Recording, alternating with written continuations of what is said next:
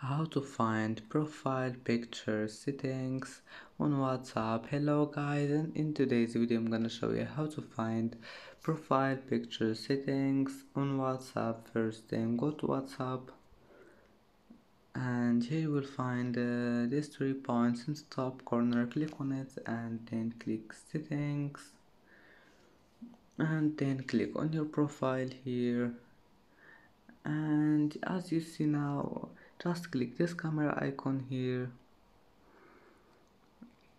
and as you see, after you click on it, here you can change your profile, and here you can find profile picture settings.